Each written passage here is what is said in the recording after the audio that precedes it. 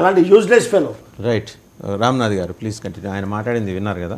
అదే నేనేమంటే ప్రభుత్వ వర్షన్ మనం రెండో వర్షన్స్ చూసినప్పుడు ఏంటంటే ప్రభుత్వం ఏం చెప్తుందంటే ఈ చట్టం 1956లో ఇంట్రడ్యూస్ చేయడం జరిగింది. తర్వాత 95లో అమెండ్మెంట్ జరిగింది.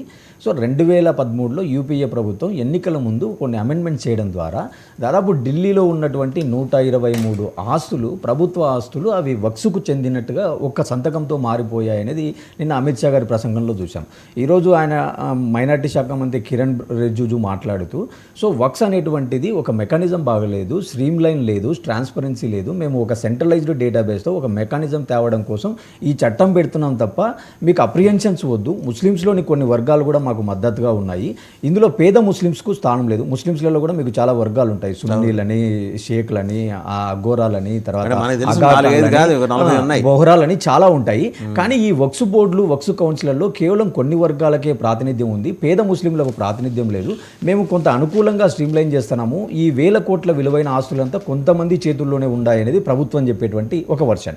సరే, వేరేజ్ మనం అపోజిషన్ కానీ కాంగ్రెస్ కానీ ఎంఐఎం వర్షన్ ఇప్పుడు కపిల్ సిబాల్ గారు అన్న మాటలు కూడా నిన్న ఎంఐఎం ఓవైసీ ఎవరైతే ఉన్నారో ఆయన పార్లమెంట్లో వ్యక్తం చేయడం జరిగింది. అంటే వాళ్ళు ఏం చెప్తున్నారంటే మీరు ఏవైతే ఈరోజు వక్సు చట్ట సవరణలు తెస్తున్నారో అందులో మీరు ఆర్టికల్ 15 కానీ ఆర్టికల్ 25 ఆర్టికల్ 14 ప్రకారము మనకు మతపరమైనటువంటి స్వేచ్ఛ ఉంది, అందరినీ ఈక్వాలిటీగా చూడాలా. ఇదే చట్టాలు మీరు హిందూ బోర్డులో కానీ బౌద్ధ మతంలో కానీ లేదా జైన మతంలో కానీ మీరు ఇలాంటివి తేయగలరా? ఓన్లీ ముస్లింకు సంబంధించినటువంటి అంశాల్లోనే నాన్ ముస్లిమ్స్ను మీరు సభ్యులుగా పెడుతున్నారు. మీరు రేపు హిందూ బోర్డులలో కానీ హిందూ మేనేజ్మెంట్లలో మీరు ఇలాంటి చర్యలు చేయగలరా? సో దీనివల్ల మీరు మాకున్నటువంటి స్వేచ్ఛను హరిస్తున్నారు అనేటువంటిది కాంగ్రెస్ వర్షన్ కానీ ఎంఐఎం వర్షన్ కానీ.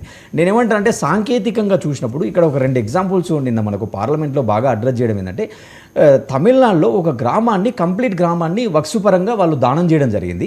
సో ఈరోజు ఆ గ్రామం చాలా మైగ్రేట్ అయింది, చాలా పట్టణంగా మారింది. ఈరోజు ఆ గ్రామంలో ఏదైనా ఒక లావాదేవీ ఒక రిజిస్ట్రేషన్ పరంగా ట్రాన్సాక్షన్ జరగాలంటే అది ఖచ్చితంగా ట్రాన్సాక్షన్ జరగడంలే. ఎందుకంటే దాని పూర్వపరాలు చూస్తే ఇది వక్స్ యాక్ట్ అనే కోణంలో అక్కడ ట్రాన్సాక్షన్స్ అన్ని నిలిగిపోతున్నాయి. ఈరోజు సూరత్లో ఒక మున్సిపల్ కార్పొరేషన్ ఆఫీసు స్టిల్ ఈరోజు దాంట్లో ఏదైనా రెనోవేషన్ చేయాలా, కన్స్ట్రక్షన్ చేయాలంటే కూడా అది వక్స్ ఆస్తిగా ఉండడం వల్ల వక్స్ బోర్డులు అనుమతించడం లేదు, అవి అట్లే ఓల్డ్గా ఉండడం జరిగింది. అంటే ఇలాంటి సాంకేతిక అంశాలు కూడా కొన్ని ఇబ్బందులు ఉన్నాయి. ఇంకోటి వాళ్ళు ఏమన్నారు, ఎవరైనా వక్సు పరంగా దానం చేయాలంటే మీరు 5 సంవత్సరాల పాటు ముస్లిం ప్రాక్టీస్ చేసి ఉండాలా, ముస్లిం ప్రాక్టీస్ చేసిన తర్వాతనే మీరు దానం చేయాలన్నట్టుగా ఈ సవరణ బిల్లులో ఉంది. దాన్ని ఇప్పుడు ఓవైసీ గారు ఏమంటున్నారంటే ఆర్టికల్ 25 ప్రకారము ఎవరైనా వాళ్ళకి నచ్చిన మతాన్ని ప్రాక్టీస్ చేసుకోవచ్చని ఒక సైడ్ రాజ్యాంగం చెప్తుంటే మీరు ఎలా డిసైడ్ చేస్తారు, మీరు ఎలా ప్రిస్క్రైబ్ చేస్తారు 5 ఏళ్ల పాటు ఖచ్చితంగా మీరు ప్రాక్టీస్ చేయాలని? అసలు 5 ఏళ్ళు ఇతను ప్రాక్టీస్ చేసినాడని ఎవిడెన్స్ ఎలా తీసుకొని వస్తారు? మీరు కంప్లీట్గా అధికారాలను కలెక్టర్ చేతిలో పెడుతున్నారు. రేపు పొద్దున ఇది వక్సు ఆస్తి ప్రభుత్వ ఆస్తి అని మీరు నిర్ణయించాలంటే అంటే ఒక కలెక్టర్ అనేటువంటి వ్యక్తి ఖచ్చితంగా ప్రభుత్వానికి మంత్రుల కనుసన్నల్లో ఉంటాడు. కాబట్టి రేపు పొద్దున వక్సుకు ముస్లిం ప్రాపర్టీకు సెక్యూరిటీ ఎలా ఉంటుంది అనేది ఈ వర్షన్. సరే, ఈరోజు ఏదేమైనా వీళ్ళకు పార్లమెంట్లో బలం ఉంది, రాజ్యసభలో చూసినాం మనం. ఈరోజు ఇందాక మీరు అన్నట్టుగా ఏంటంటే రాజ్యసభ డిస్కషన్ కూడా జరిగింది. ఈరోజు ఇంకా మీరు తెలియదు ఏంటంటే మీరు కేవలం ఆంధ్రప్రదేశ్కే మాట్లాడుతున్నారు కానీ ఈరోజు బీజేడీకి సంబంధించిన వాళ్ళల్లో 7 మంది సభ్యులలో దాదాపుగా వాళ్ళు విప్ కూడా జారీ చేయలేదు. మీ కాన్సైన్స్లో మీరు ఓటు వేసుకోండి అంటే ఒక 4 అక్కడ వేసినారు, ఒక 3 ఫేవర్గా వేసినారు. అలాగే అన్నాడీఎంకే కూడా వాళ్ళు ఏం చేశారు, లోక్సభలో కొంత అనుకూలంగా ఇచ్చి రాజ్యసభలో వాళ్ళు అగ్నెస్ట్ చేసినారు. మళ్ళీ ఈరోజు వాళ్ళు బీజేపీలో అలయన్స్తో ఉన్నారు. అంటే నేనేమంటానంటే ఇక్కడ చాలా కాంట్రడిక్షన్స్ ఉన్నాయి, పాలిటిక్స్ ఉన్నాయి, ఓట్ బ్యాంకు పోలరైజేషన్ ఉంది, చాలా అంశాలు ఉన్నాయి. ఈరోజు మళ్ళీ సుప్రీంకోర్టుకు కాంగ్రెస్ పార్టీ ఎంఐఎం మళ్ళీ దీన్ని సుప్రీంకోర్టులో సవాల్ చేస్తుంది, ఛాలెంజింగ్ చేస్తుంది. ఈ బిల్లు రాజ్యాంగంలోని ఆర్టికల్ 15 అండ్ 2025కు వ్యతిరేకంగా ఉంది. సో మళ్ళీ సుప్రీంకోర్టు కూడా దీని మీద ఎలా స్పందిస్తాలో చూడాల్సి ఉంటుంది మనం.